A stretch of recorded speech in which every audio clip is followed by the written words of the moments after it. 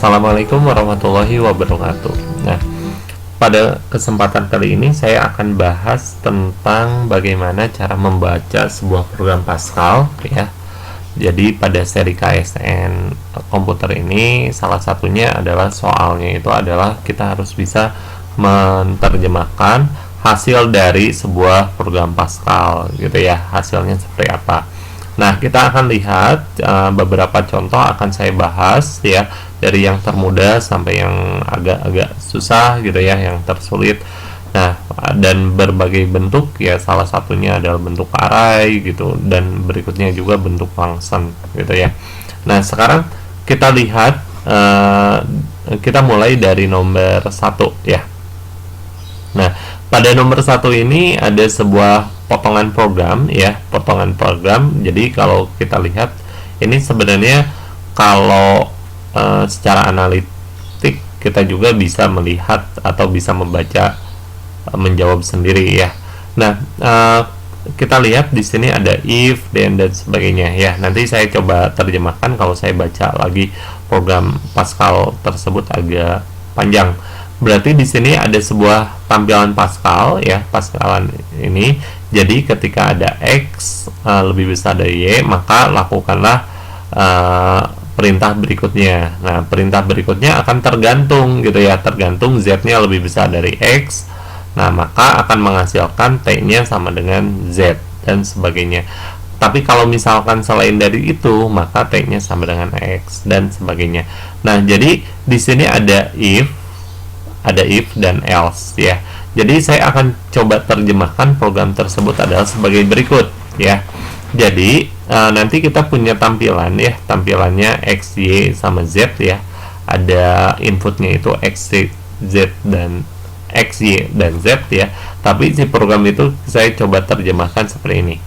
Jadi pertama, ketika X-nya lebih besar dari Z dari Y, maka akan kita lakukan program sebagai berikut ya, gitu. Nah, tapi kalau misalkan dia kurang dari atau selain dari sini ya, kurang dari sama dengan, maka atau kita tulis dengan else sebaliknya ya, sebaliknya ini, maka lakukan program yang kedua ya, program kedua. Jadi ada dua keadaan, 1, 2 ya. Jadi bisa 1, bisa 2 keadaan ya. Nah, selanjutnya kita lihat pada keadaan 1 ya. Keadaan 1 itu tergantung nilai Z-nya ya. Ketika Z-nya lebih besar dari X, maka kita akan mendapatkan nilai T itu akan sama dengan nilai Z ya. Tapi andaikan selain dari itu ya, selain dari sana, maka nilai T-nya itu kita akan vonis sebagai nilai X gitu ya. Nah, berikutnya kalau lihat pada keadaan yang kedua, maka terjadi dua keadaan ya. Pertama adalah Z-nya lebih besar dari Y ya, maka kita akan menyebut bahwa nilai T-nya itu akan sama dengan nilai Z ya. Dan nilai T selain dari sana ya, kita akan dapatkan nilainya itu adalah T sama dengan Y. Oke. Nah, sekarang kita akan lihat bagaimana soal ini kita jawab ya. Jadi kita memiliki X-nya itu sama dengan 3, Y-nya sama dengan 5, dan Z-nya itu sama dengan 8. Jadi kalau lihat dari dua keadaan ini, Y-nya itu lebih besar, berarti nggak mungkin masuk ke sini ya. Berarti programnya itu akan masuk ke sini gitu ya. Nah, kemudian lihat yang keduanya, bahwa Y dengan Z itu gedean mana? Gedean Z ya. Berarti dia akan mengikuti alur sini ya. Sehingga kita akan dapatkan di sini T-nya itu akan sama dengan Z. Z-nya itu ada 8. Sehingga nomor 1 kita akan dapatkan jawabannya adalah yang B, 8. Oke, sampai sini mudah-mudahan bisa dipahami. Kita akan lanjut ke soal yang kedua. Oke, kita lanjut ke soal nomor 2 ya. Nomor 2 itu, jadi di sini ada sebuah function ya, sebuah fungsi dari pada Pascal ya, pseudo Pascal itu. Jadi kita akan mendeklarasikan nilai fungsi coba ya, coba. Nah, di sini ada beberapa istilah ya. Jadi sambil kita bahas, berarti ini ada istilah integer ya. Integer itu adalah bilangan bulat ya. Kemudian di sini ada string, itu karakter ya, karakter. Oke. Nah, jadi B itu kita dideklarasikan sebagai, jadi biasanya dalam pembuatan Pascal itu kita harus mendeklarasi dulu variabel-variabelnya pada sebuah fungsi ya. B itu sebagai integer ya, integer berarti sebagai bilangan bulat, dan str itu ada string ya, string. Oke. Nah, kita akan memulai program itu seperti ini ya. Jika A itu sama dengan 0, jadi A itu masukkan nanti integer ya, A itu sama dengan 0, maka cobanya itu nanti kita kosongkan ya, coba kosong ya, sama dengan kosong. Nah, kemudian jika terjadi keadaan selain itu ya, maka mulailah dengan seperti ini ya. Jika B itu dihasilkan dari A modulu 2 ya. Jadi kita udah bahas tentang modulu ya. Modulu itu sisanya ya, modulu 2 sisa. Nah, jika B-nya itu 0, sisanya 0, maka str-nya itu kita deklarasikan sebagai 0 ya, karakternya 0. Sementara jika selain itu, maka str-nya adalah 1 ya. Nah, coba ya, coba itu adalah coba A div 2 ya, A div 2 ditambah dengan str ya, jadi str. Nah, kita akan coba mulai dari program ini ya. Oke. Pertama, jadi si soal itu akan menyebutkan bagaimana kalau misalkan kita akan coba 115 ya. Kita akan bahas coba 115. Berarti di sini saya tulis coba 155. Maaf, bukan 115, 155. Berarti kan kita dapat A-nya itu sama dengan 155 ya. Oke. Berarti A-nya bukan 0 ya. Berarti kalau bukan 0 masuk ke program ini ya. Program ini. Nah, kita lakukan ya. Berarti kita akan cari ya, yang pertama adalah B-nya. B-nya itu adalah dihasilkan dari A modulu berapa? Modulu 2 ya. Oke. Berarti kalau dibagi 2 kan dia bersisa ya, bersisa. Maka akan kita tulis stringnya 1 ya. Berarti kita hitung ya. Berarti coba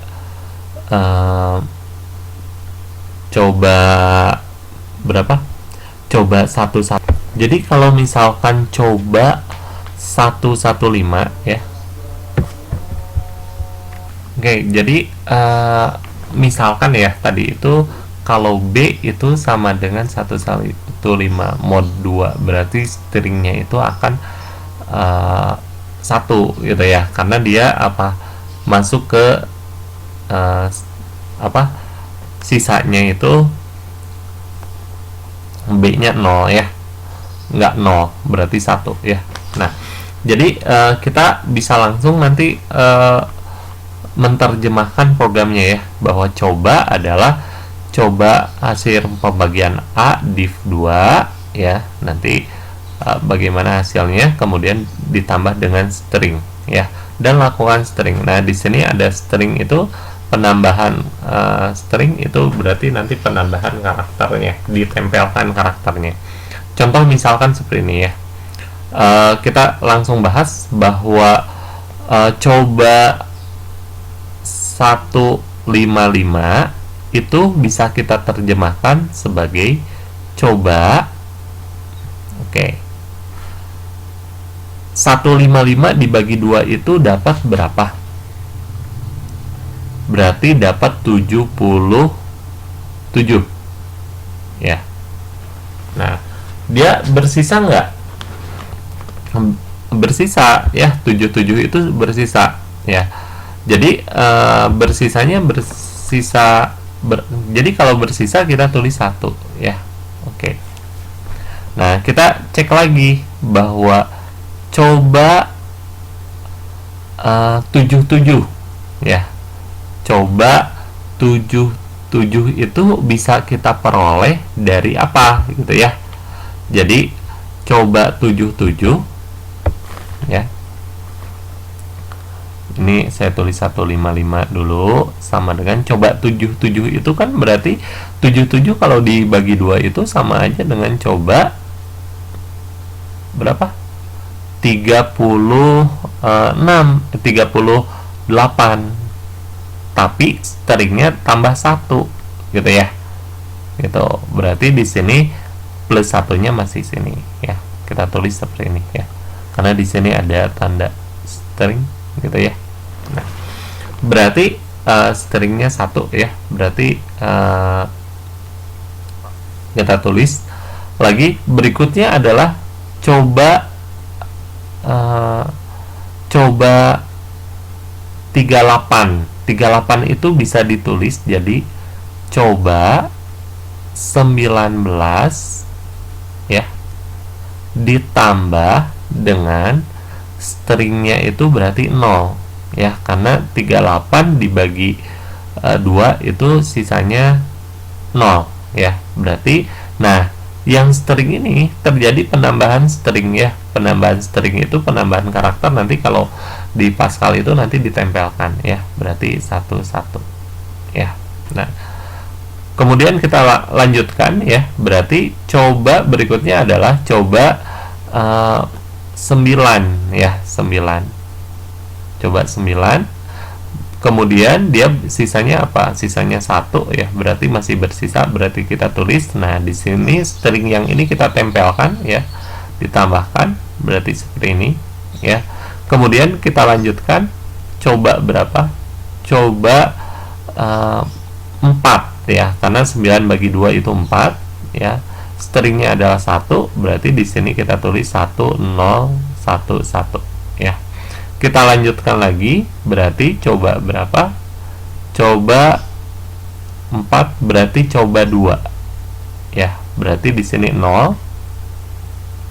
Stringnya adalah kita tulis 11011. Oke.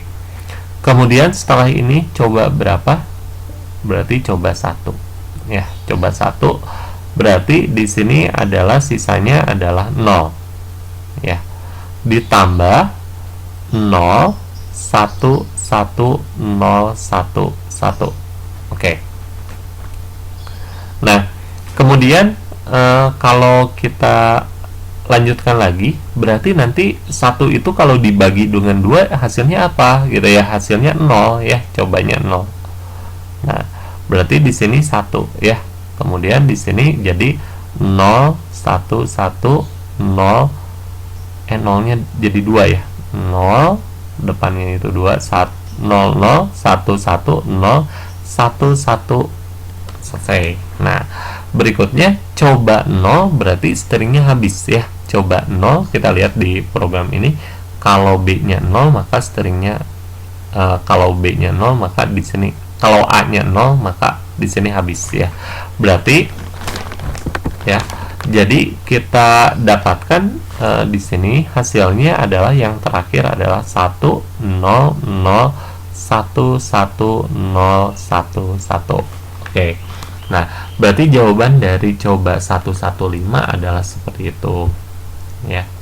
Oke. Nah, ternyata hasilnya seperti ini. Nah, kalau kita lihat bahwa ternyata program ini adalah program yang mengubah dari bahasa desimal, dari bilangan desimal berubah menjadi bahasa biner ya, bilangan biner. Oke, demikian mungkin penjelasan saya. Nanti kita akan lanjutkan pada video-video berikutnya.